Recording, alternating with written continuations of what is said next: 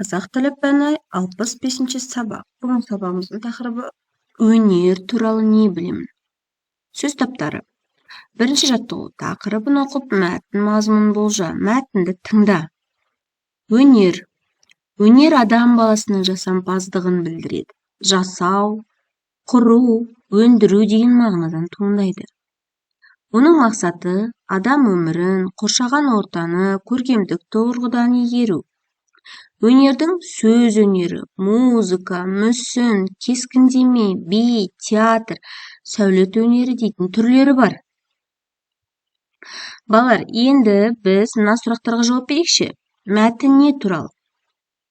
Бірінші, өнер түрлері туралы және өнер және оның мақсаты туралы, өнердің мақсатын сен қалай түсінесің? Сұрағы бойынша бір-біріңмен ой бөлісіңдер дейді. Сұрақтарға жауап беріп көрейік. Мәтін не туралы? Мәтін өнер туралы, және өнер түрлері дейді. Өнер қандай түрлері бар өнердің? Жалпы өнер сөз өнері болады, музыка, мүсін, кескіндеме, би, театр, сәулет өнері болады. Ал енді өнердің мақсаты адам өмірін, қоршаған ортаны көркемдік тұрғыдан игеру. Жалпы өнердің мақсаты жеке тұлғаның жан-жақты дамып жетілуіне, оның эмоционалды күйіне, интеллектуалды өсуіне ықпал етеді деп түсінеміз. Келесі жаттығу, көп нүктенің орнына тиісті сөз табын қойып, мәтінді оқы. Сөздер сөз таптарына қалай топтастырылғанын ойлап көр дейді. Сені жан-жағынан заттар қоршап тұр. Сол заттардың атын білдіретін сөздерді не дейміз?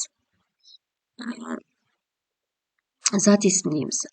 Заттардың қимылын, іс-әрекетін білдіретін сөздерді етістік дейміз.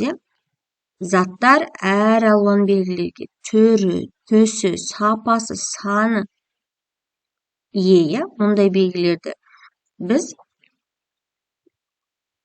мұндай белгілер сан есім және сын есімі арқылы айтылады.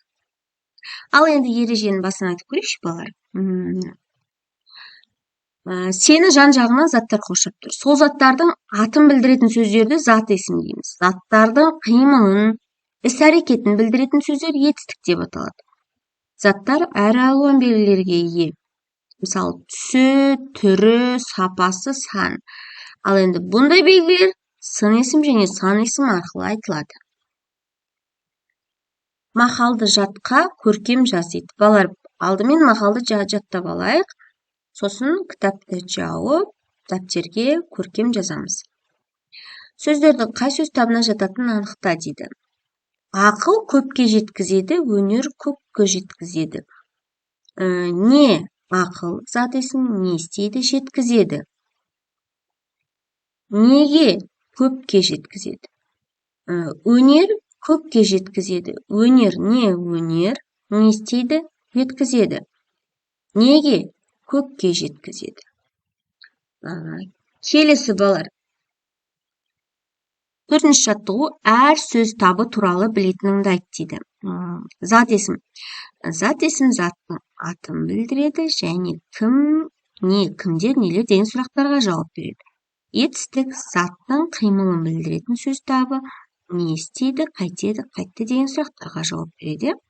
Сын есім заттың түрін, түсін, сапасын білдіреді, қандай, қай деген сұрақтарға жауап береді. Сан есім заттың санын білдіреді және қанша, неше, нешінші деген сұрақтарға жауап береді. Кестені пайдаланып, сөздерді сөз таптарына талда. Өнер, көркем, эстетикалық игеру сомдайды. Өнер, не өнер, зат есім. Көркем, қандай көркем, сын есім. Эстетикалық, қандай эстетикалық, сын есім. Игеру, не істеу, етістік. Сомдайды, не істейді, етістік. Бұл зат есім, етістік, сын есім, сан есім өйткені заттың атын, немесе қимылын, немесе іс-әрекетін, немесе сынын, санын білдіреді. Ал сұрақтар кім, не істеді, не қылды, қайтты, қандай, қанша сұрақтарына жауап береді. Зат есім заттың атын білдіреді. Етістік заттың қимылын білдіреді.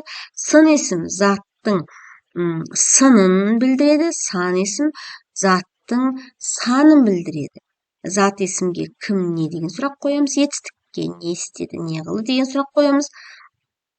Сын есімге қандай деген сұрақ қоямыз. Сан есімге неше деген сұрақ қоямыз. Ал балалар, осымен сабағымыз аяқталды. Алдағы сабақтарымызды жіберіп алмаш арнамызға тіркеліп лайк басуды ұмытпаңдар.